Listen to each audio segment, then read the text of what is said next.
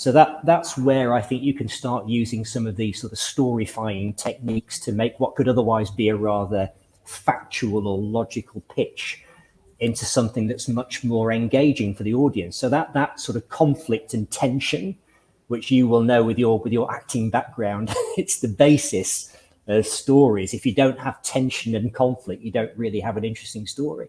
No, quite right. But I think it's quite overwhelming, certainly with the people that I've worked with, if they have never had any kind of acting experience, certainly never any kind of performance experience, to think about how they can do that. They can actually go from saying, well, this is the message I need to deliver. This is what I want the audience to know.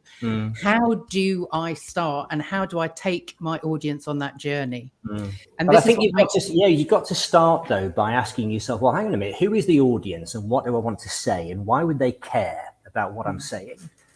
And what do I want them to, well, think, feel and do as a result of me being up here? And there was an example recently, I'll save their blushes by not saying who it was, but they presented on behalf of the Highways Agency in a part of the UK. Now, it was to a broad business audience. And the problem with the Highways Agency is they're on a bit of a hiding to nothing to begin with, because if they do their job well, no one notices. A bit like a football referee, Yeah. So they're invisible if they're doing well. And then as soon as the roads begin to flood or the snow doesn't get cleared, then everybody notices them. So they're on a bit of a downer to begin with.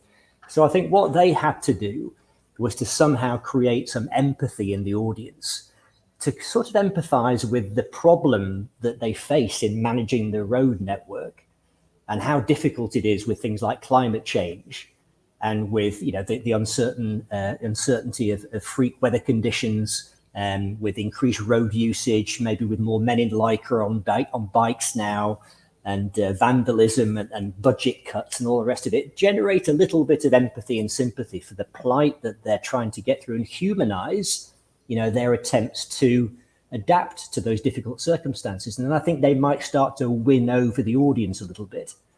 But what they actually did was they presented factually and structurally what they did from an internal organizational perspective.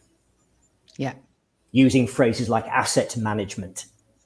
In other words, that was what they were looking after in with the roads and the streetlights and so forth. And we wouldn't use those terms outside of their internal culture. Yeah, and I think that's the classic.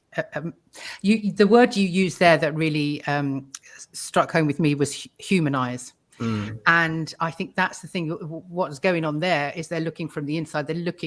It's all about them. It's all about them as traffic. They're not doing anything that they shouldn't be doing, but they are not looking from their audience's perspective. They're not talking to the audience and say, look, I'm a human.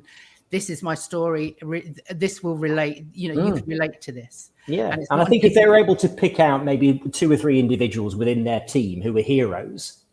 Yes. Maybe Jeff, who he always wears a T-shirt no matter how cold it is.